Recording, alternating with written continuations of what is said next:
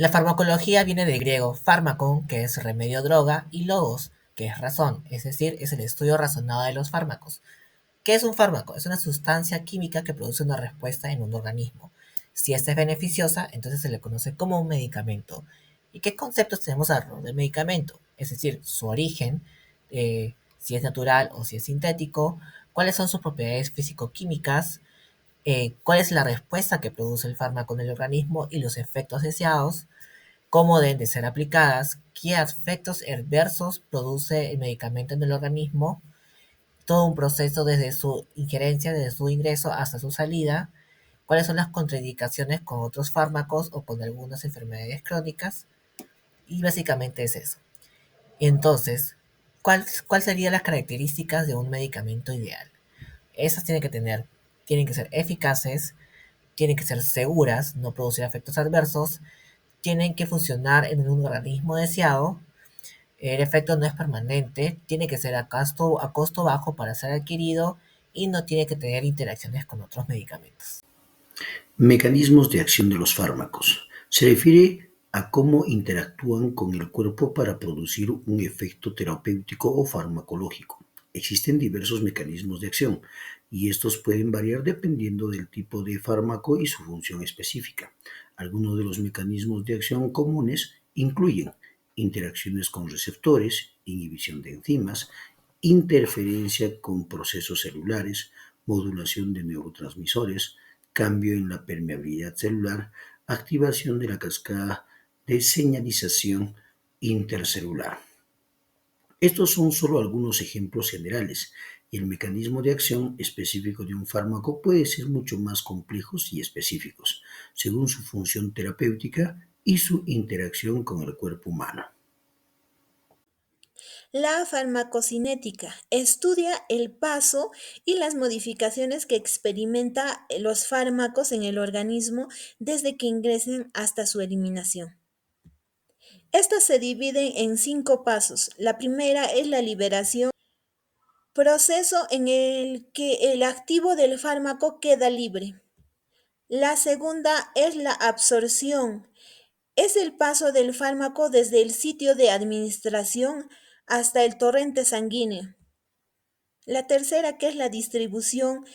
Aquí se estudia la llegada y disposición de un fármaco en diferentes tejidos del organismo. Metabolismo, conjunto de reacciones químicas por acción de enzimas que va a sufrir el fármaco para volverlo más hidrosoluble con la intención de facilitar su eliminación. Eliminación, proceso por los cuales los fármacos son expulsados del organismo. Farmacodinámica. ¿Qué es farmacodinámica? Pues es el estudio de cómo actúan los fármacos o medicamentos en nuestro organismo. Su objetivo es conocer la interacción del fármaco a nivel molecular y las consecuencias de dichas interacciones. Mecanismo de acción. ¿Cómo actúan los medicamentos? Potencia. ¿Con qué intensidad produce esta acción? Efectos. ¿En qué medida se producen las consecuencias? Receptor del fármaco es la membrana plasmática. Potencia y eficacia farmacológica en las membranas. Una vez ligadas, se desencadena una respuesta. Esta respuesta puede ser de dos maneras: farmacoagonistas. Esto estimula parcial o completa su acción fisiológica. Farmacoantagonista. Bloquea la acción del receptor y otras sustancias. Un pequeño ejemplo, ¿no?, sobre el paracetamol. Esto actúa en el cerebro para reducir la producción de sustancias que causan dolor y fiebre, ayudando así a aliviar estos síntomas. Gracias. Principios generales del tratamiento psicofarmacológico. Es importante tener en cuenta estos 6 principios para un adecuado tratamiento. Punto 1. La valoración diagnóstica. Es importante y es fundamental esta valoración diagnóstica, la cual debe estar sujeta a revisiones. Punto 2. No solo la farmacoterapia puede ser suficiente para una completa recuperación. Es importante complementar con una adecuada educación y una psicoterapia. Punto 3. La fase de la enfermedad. La fase en la que se encuentra la enfermedad tiene una importancia crítica en términos de la intervención específica y la duración del tratamiento. Punto 4. Relación riesgo-beneficio. La relación riesgo-beneficio debe ser considerada cuando se desarrolla una estrategia terapéutica. Punto 5. Historial de una buena respuesta. Un historial y una buena respuesta previa personal o familiar ante un agente específico debe ser considerada de primera elección para los episodios posteriores.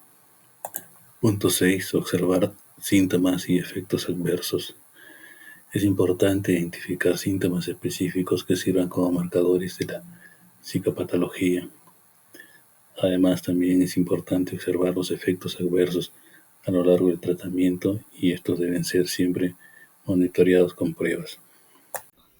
Sobre las principales aplicaciones de este grupo de fármacos psicofarmacológicos, es importante tener en cuenta las indicaciones específicas de cada fármaco, ya que cada uno de ellos están destinados a tratar diferentes trastornos, ya sean de tipo psicológico y neurológico.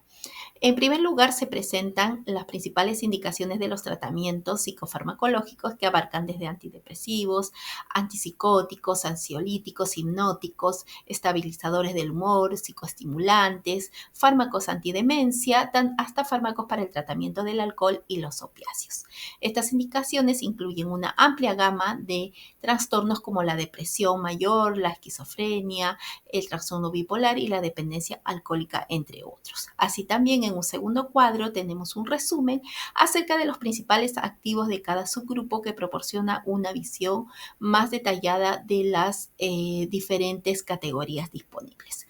Esta información es fundamental para que nosotros como profesionales estemos informados acerca de las prescripciones médicas que tienen nuestros pacientes y con esto poder también saber los efectos que causan en ellos.